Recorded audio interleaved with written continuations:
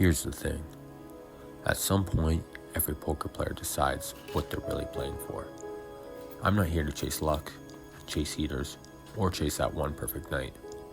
I'm here to chase a number. $50,000. That's the target, not a dream, not a fantasy. It's a goal with a deadline. I'm starting with $5,000 in small stakes. Now let's see if we can run it up. What's up, guys? Welcome to the very first poker vlog. Today we are playing live 1-3 no limit at my local casino. We get into a bunch of interesting hands, some tough spots, and one massive pot to close out the session. Let's jump right into the action. Starting off, we have hand number 1. I look down at 10-6 of diamonds in the cutoff. Nothing to see here. This is an easy fold. Moving on to the next. There's a $6 straddle. I pick up king 9 of diamonds in the big blind. I call for the extra $3 and limp for $6. The straddler bumps it up to $35, and with king 9 suited out of position against the straddle raise, we're going to let it go. Next hand, we are in the big blind again. I've got 9-6 offsuit. We go 3 ways to the flop, and the board comes king ace 9 rainbow. Everybody checks. We check back also. Turn comes 6 of clubs.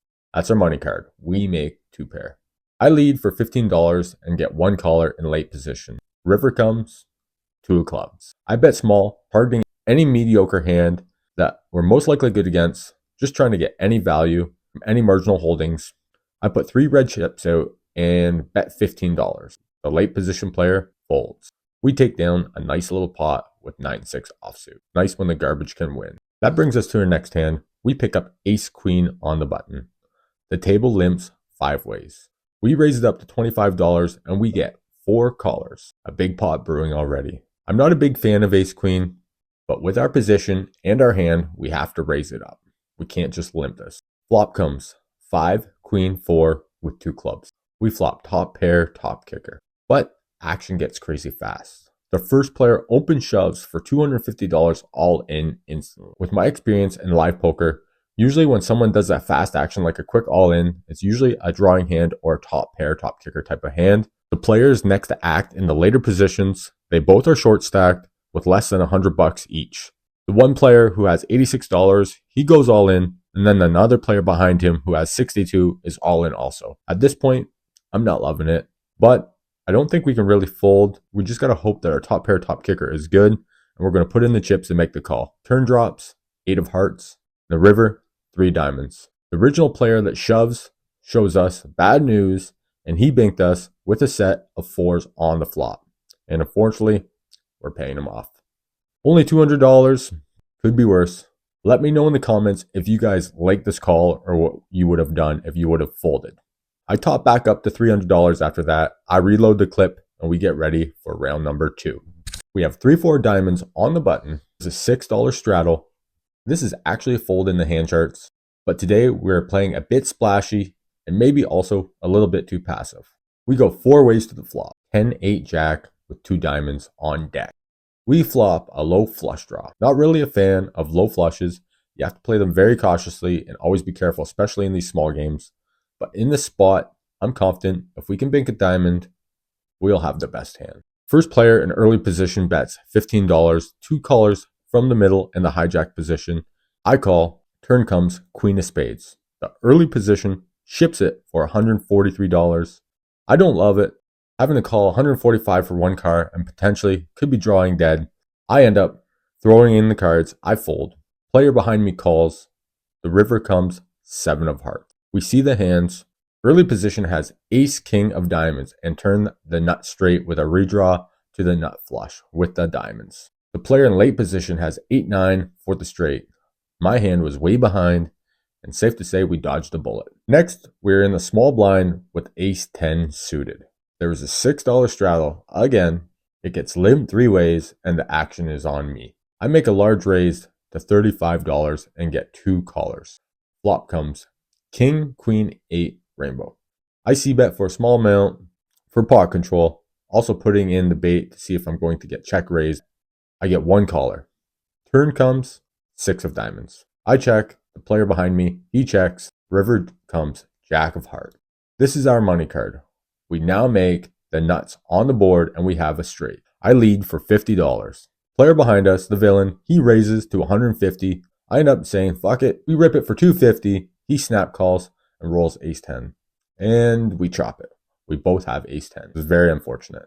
This session has been a bit of a grind, but we keep pushing, knowing we just have to be patient and it's going to pay off. Next, we peel king queen offsuit in middle position. It's folded to me. We open it for $20 and we get 3 callers. The flop comes king 2-7 rainbow. I test the waters and toss a bet of $45 out.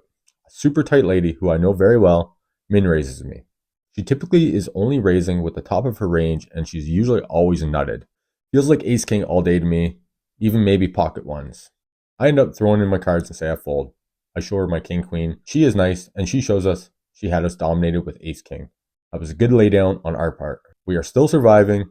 We are still short. I should be topping up, but I told myself to blow up the bad money and start fresh if I can't find a good double up spot since we're short stacked. And the poker gods have answered. We pick up pocket ones in the cutoff. We are short stacked. It limps 3 ways to us. I make it $20 and everyone calls. We go 3 ways to the flop, hoping for a double up. My mind is made up and we are pushing all in on basically any flop that we see. Flop is queen 3-6 rainbow. Pretty safe flop for us. I shove all in for my last $80. Fold, fold, fold. We scoop a small one. Not our double up we planned for, but we'll take it. And as the saying goes, a chip in a chair is all you need in this game. Next, we pick up king 4 of hearts on the button. We are still pretty short and we'll be looking to shoot it in again.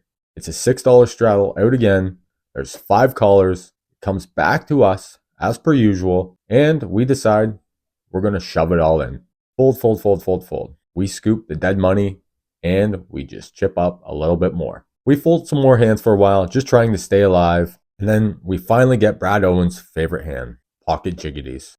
We get the pocket jiggities in the cutoff. It's limped around by 2 players. I raise to 20 and get 2 callers. Flop is ace 10-3 rainbow. Not a dream spot with the ace up there, but this board hits our range more than our opponents. It gets checked around to me. I size small and bet $25. Everyone folds. Pocket jiggities held this time. We go card dead again for a while and do some more folding. We pick up pocket 4s on the button. As per usual, 1-3 is passive and it limps around to us again. I raise to $15, praying we can hit a set and build a mini. We get 3 callers. The flop is ace jack 4 with 2 spades. We flop bottom set. As Matt Damon would say, all I'm thinking about right now is Vegas and the fucking Mirage. It gets checked around to us. I bet $25, hoping that one of my opponents have hit the ace. We get 1 caller from a really recreational player. Turn hit, and it's a queen of diamonds. Player donk bets into us for $25. I'm pondering if I want to just min click or rip it all in. I think this player will call with any type of ace, any flush draw, even any type of mediocre ace as well. I say screw it. We shove it all in. He doesn't love it. He ends up flicking in the call for $250 more. He shows us he has ace 8 offsuit. He's drawing dead. And the river comes a break. We hold and we finally get our double up with pocket 4s. Things are starting to finally go our way. Our last and final hand, we pick up ace 10 at the cutoff. It's limped 3 ways again and comes back to us. I raise to $15 and get 3 callers. Flop is ace 10-6 with 2 spades. We flop top 2 pair. We are in good shape. Checks to us. We want to start building the pot. So I bet $20. Since we have top 2 pair, we know our opponents most likely aren't that strong. So we want any type of marginal hands to call us and be able to call. So we don't want to bet too big. We get 2 callers. The turn drops and it's a 10. I'm screaming and yelling inside my head, ship the cookies. We boat up and it gets even better. Early position donk bets $125. I tank for some time and I just call. The river comes king of hearts. And the early position decides to rip it. He goes all in for $450.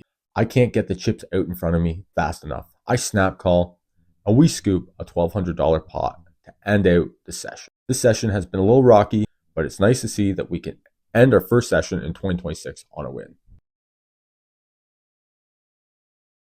All right, that's the first session of 2026 in the books. We were into it for 3 buy-ins. It was a little slippery. I usually only like to buy in for 2 bullets, but the game was so soft, I knew I could definitely get a spot, and eventually I was going to make my money back. I know you shouldn't always go with that philosophy. I got a little extra bankroll. We are starting this challenge with $5,000.